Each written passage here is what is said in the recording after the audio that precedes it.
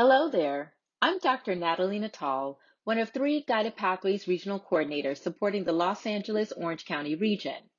This video is a second installation of the Guided Pathways Teaching and Learning series that you can find in the Vision Resource Center and on YouTube, brought to you by the Los Angeles Orange County Guided Pathways Regional Coordinator team, which includes my colleagues, Leslie Bonds, Dr. Sean Pepin, and myself. As you focus on ways to make your classroom more equitable, this series will focus on an array of evidence-based pedagogies for your consideration. In this video, we will explore collaborative learning, specifically the benefits of collaborative learning, and how it can be incorporated into your classroom instruction. We will also provide you with some additional resources to consider if you would like to learn more. Collaborative learning, also known as peer teaching or cooperative learning, is an educational approach that potentially promotes deep learning and involves students engaging in high-quality social interaction and working together to discuss concepts or find solutions to problems. While this method is widely known, the learning potential of this instructional method is often underused in practice. While lecturing and listening are not meant to disappear entirely, collaborative learning lives alongside other techniques that are based in students' discussion and active work with the course material. And building off of the previous presentation on active learning, collaborative learning really focuses on the instructor and student being placed on equal footing to work together in designing assignments and presentation of material to the class. What we know from research is that collaborative learning has been shown to provide educational experiences that are active, social, contextual, engaging, and student-owned, which leads to deeper learning. Some of these benefits include, but are not limited to, helping students in their development of higher level thinking, oral communication, self-management, and leadership skills. And it promotes greater student-faculty interaction. It also helps to build a cross-cultural awareness. As students work with students from other cultures and backgrounds, they can observe how students from other cultures learn and gather important insights from unfamiliar perspectives. It prepares students for real-life social and employment situations, and all of these things help to not only increase student retention, but also their self-esteem and sense of responsibility.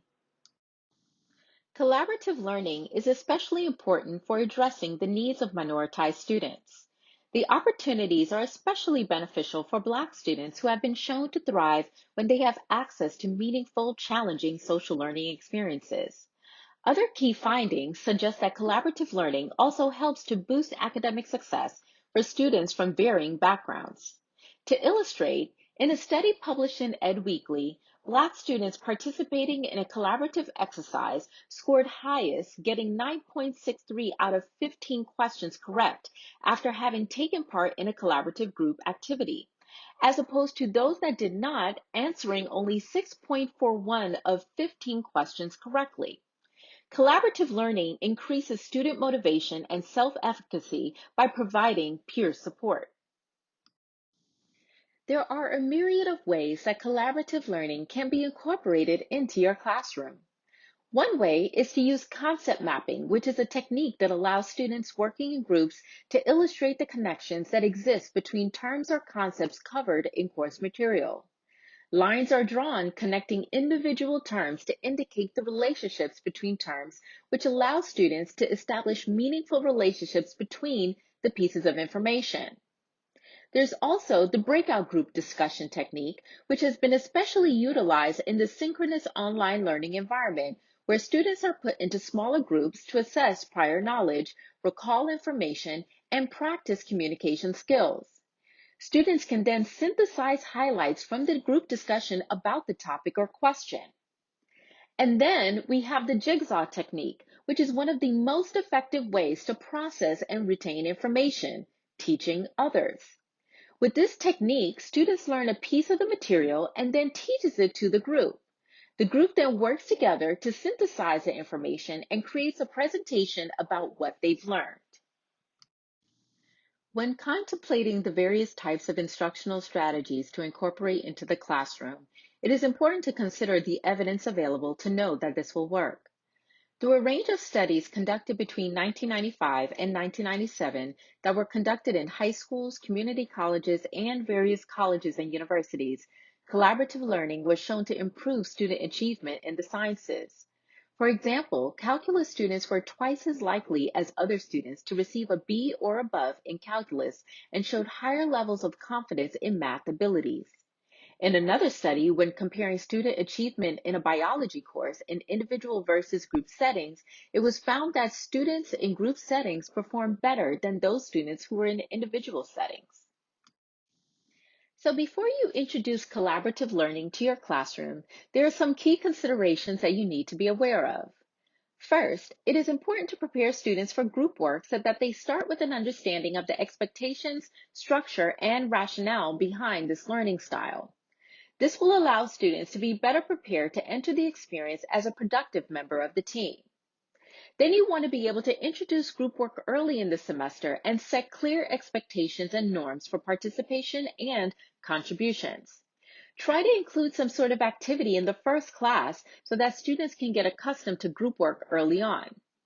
Next, you'll want to carefully explain to your students how groups or peer discussion will operate and how they will be graded. Will the work be graded? If so, will it be graded individually, collectively, or will there be some combination of the two? If it is not graded, will students be held accountable in some other way? And we want to make sure that as faculty, we too are modeling an inclusive and respectful environment. In a study from the American Institute for Research and the Student-Centered Learning Research Collaborative, Black students were more likely to experience exclusion and more subtle forms of microaggressions during group work than non-Black students, even in schools that were racially diverse and emphasized a learner-centered philosophy. Educators need to take special caution to ensure that they get feedback directly from minoritized students to ensure that their collaborative experiences are positive and reflect desired quality elements. Being able to understand the learning preferences of an ever-increasing ethnically diverse student population has important implications for teaching and learning. If you are interested in infusing collaborative learning into your classroom and would like to explore this in greater detail, I encourage you to check out any of these resources to learn more. Also, if you would like to talk more about this, get in touch with your Guided Pathways Regional Coordinator today. Thank you so much and have a wonderful day.